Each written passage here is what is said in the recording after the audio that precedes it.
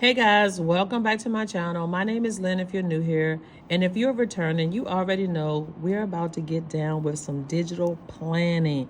So today I thought I would take you with me as we create a font tracker. I needed this font tracker because I didn't know if I had downloaded the font to each device that I own. So if you have multiple devices, if you use any type of like iFont or anything to download your fonts, they don't transfer from device to device. So what you need to do is make sure that you have checked off that you have it. So when you open up the app on a different device, the font will be distorted, or it would be another font or a default font. Y'all get what I'm saying? All right, so I wanted to list the fonts, and then I have a MacBook Air, a 13-inch iPad, 11-inch iPad, and an iPad Mini 6. So what I want to show you today is how you can create your own charts over in Keynote so that when you come across things that you need in your digital planning, it doesn't have to be limited to just what you bought. You can create your own and, customize it as you need to as you learn how to do these things in either Keynote or Canva. I prefer Keynote because that's just where I learned it from.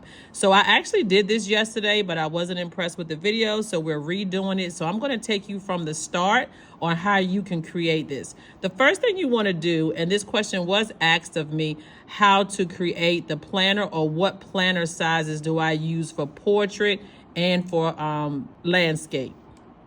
So you want to hit the plus sign and choose a theme. I don't really think it matters what theme that you pick because we're going to start from scratch. So we're just going to pick this one right here. And so as you can see, this is a horizontal layout. If you want to change the layout, you want to hit presentation at the top. You want to hit presentation options in the setup. Again, presentation, options, and setup. After you do that, you want to hit the slide size. And then I use the standard. I use 3x4 for portrait, and I use 16 by 9 for landscape. And they have worked fine for me. So when you click this, it'll automatically change your layout and you're ready to get started.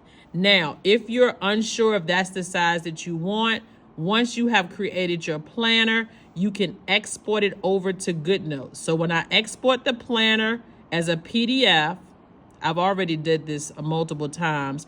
I'm just going to open it in GoodNotes to show you what it looks like.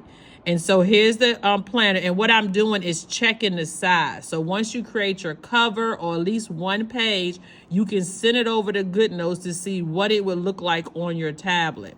So we're going to import the document, and this, see, perfect. Slide over. And here, because I've already started working on my January 2025, or I should say my 2025 planners. And so this is what my planner will look like. Okay. And so you can check it out. If you don't like the size, you can resize it. You can also go online and look it up, and they will give you dimensions where you can type in for customization. So if you go here, options, setup, slide size, you can actually customize it if you find dimensions online that you like better. But I just use the standard that's given. Okay. So now that we have our size set up, what we want to do, I'm going to stay in my planner, is create a page setup. The page setup is done inside of edit slide layout. So when you go into the edit slide layout, so that means once you create it, you won't have these. You could just take your first slide. It will be blank. Just delete everything off. And then you want to tap and go to edit slide layout. Then you're able to design your page as needed by hitting the paintbrush to edit. And we can start deleting these things off. Okay. Once you have deleted in whatever design you want, you can start setting up your page. Now, I chose to create the black line, Planning Serenity. She loves the black line, so it was for her. So when you go into Edit Slide Layout, I was able to I was able to create the black lines. So how did I get the black line? I've done a video on that. You can go back and check out one of my previous videos. And I showed you how to create this black line using the shape tool. You just use the shape tool and the text tool, and you can create the line. The purpose of creating the line inside of the edit slide layout is so that it's on every page. Once it's on every page, you don't have to edit every page if something goes wrong. You can just go fix it inside the slide layout, and you can create multiple pages. All of your calendars you can create inside of the edit slide layout. Okay, I don't do that. My calendars are created on the face of the Keynote app, so to speak. So what we want to do now is just take a clear page, and we're going to recreate real quick to show you how I created this chart. So it's a 1, 2, 3, 4, 5 by like 21 or 25, however many lines that you want. And so you want to create a grid. So what I do is I hit this grid right here and I just tap it. And I don't worry about it. I come over here and we talked about we wanted 25. I want to just type it. Rows. And we wanted 5 columns. Okay. And then you can just extend as needed. I want my top row to be my title box, so I want to change the color to black.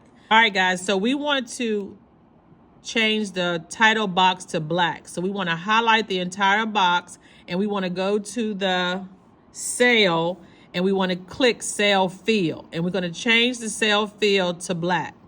Once we've changed the cell field to black, we now can change the text color to white. Once we've changed the text color to white, we need to resize the font. So now we want to take the font down to whatever desired. I think yesterday I did like 19 or so. And so then we can type in each box what we want it to say. So I want the font here, the MacBook Air here. And as you can see, I've already did that. And then once we have all of our titles in, we want to rearrange the cell sizes by clicking on the cell and manipulating the A, B, and C to where we want it to go. And that's just a quick tutorial for you to resize. I want these are just check off boxes. So literally we want the A to be the largest box, and then the rest of them can be kind of smaller. Well, not kind of, they need to be smaller. And with doing this, you can create your own functional stickers and customize them the way you see fit.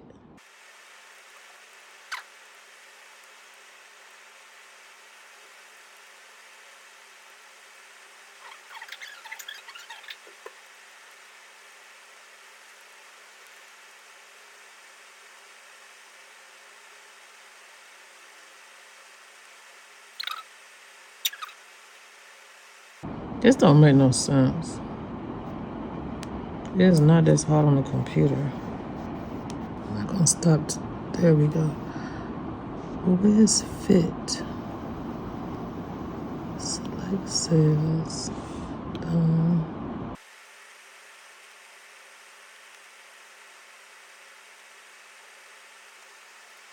There we go. So in order to this, guys, I was determined to figure it out. I highlighted these rows, but I wanted them to be smaller. So I chose 100. So let me go back.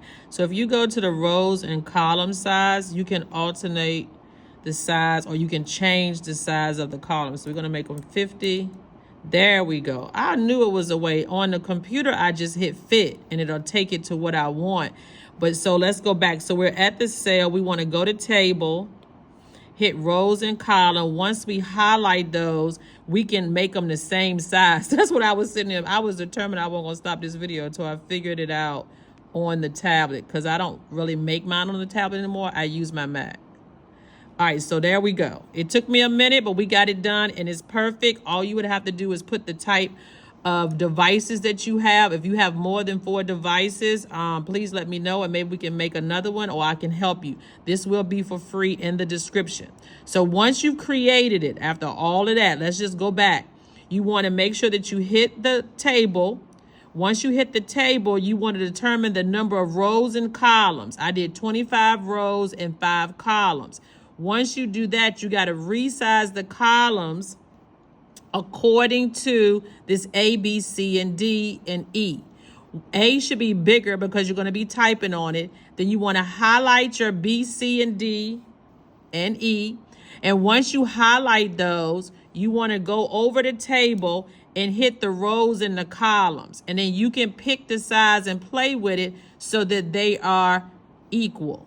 Okay. And that's what I was sitting here doing because I wasn't going to stop till I figured it out. Okay. So we have our table created and now we want to send it over to GoodNotes. So you just want to copy it. It's that simple. Go over to GoodNotes and we're going to add it to a page.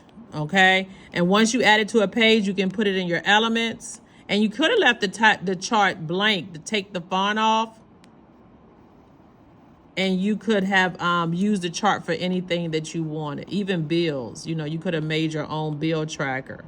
And there we go, guys. I know it has been a minute for me working on this, but now we can, oh, I forgot to do something. I'm sorry. Look at me. You want to take the first top row and change the inside lines to white. I just want to, so I forgot to take the lines here, and I want to go to cell. I want to hit the border, hit the inside line, and I want to change that color to white so it makes the lines distinct, or the boxes distinct. All right, so now that we have that done, we want to copy it and we want to take it over. I'm going to take this one and trash it. All right, so once we do that, when you want to resize it, use the lasso tool to resize it. Make sure you take out any extra white space and it'll go in like that. So now we have the boxes distinguished and you can put in whatever you want. I chose to do mine according to my devices. And so now I'm going to list my favorite fonts, check off that I have it, and then I can keep up with it as we go through. And Planet Serenity and Raw Elements is giving us all the cute fonts. I hope this video has helped. Thank you for staying with me while we learn together. Remember, when using different devices, it may be different keys that's not the right word. What's the word? Functions. So you stuck with me this long while I'm learning how to use Keynote on my tablet again because I've been doing it on my computer for so long. We're going to be learning those functions together. So if you have any questions, please put it in the comments. Don't forget to like and subscribe. And until next time, happy planning.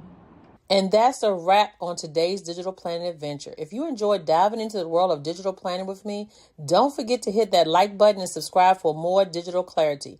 Your support means the world and helps this channel grow. Stay tuned for our next episode where we'll unlock even more secrets to mastering digital planning. Until then, keep planning and stay focused.